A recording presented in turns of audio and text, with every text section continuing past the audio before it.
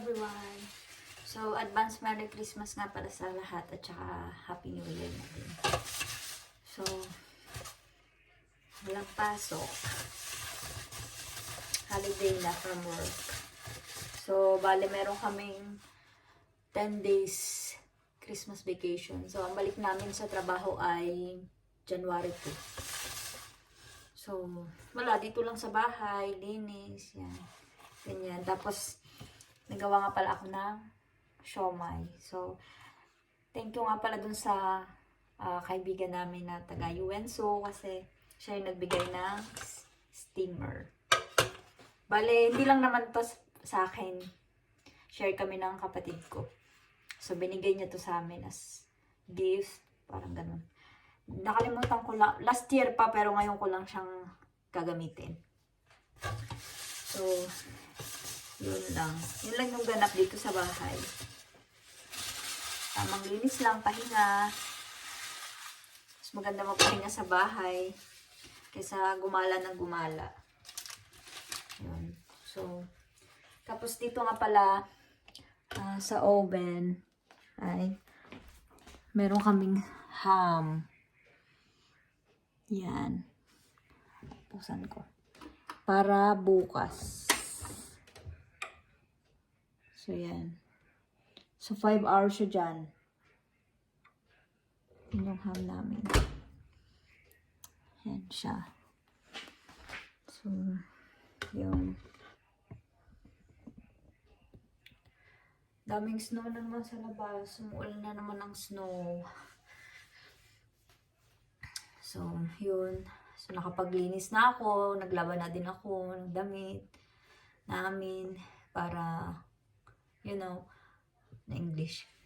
Walang labahan, tsaka malinis ang bahay. Wala naman kami bisita. So, pupunta lang kami bukas sa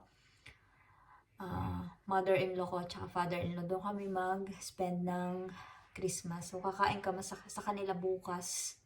Siguro mga 1 PM, ganun. So, dito kasi sa Finland, sobrang tahimik na ang kanilang Christmas. Hindi kagaya sa Pilipinas na pag ganung occasion talaga, sobrang ingay yan. Alam nyo na, syempre Christmas, tas lalo sa New Year, may video okay, sayawan, yun.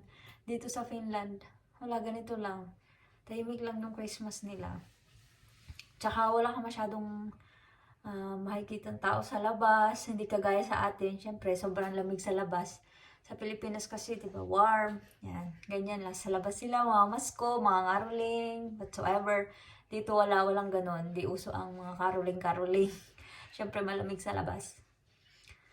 So, yun lang yung ganap namin bukas. Ngayon, dito lang sa bahay, tapos bukas doon, mag-spend kami ng Christmas. Yun. Tapos kami lang naman dalawa, so hindi ko alam. Siguro magluto lang ako ng kanin at saka ulam. Kasi kami lang naman dalawa eh. Ang asawa ko. So, yun lang. Ganun lang kami mag-spend ng Christmas. Tapos,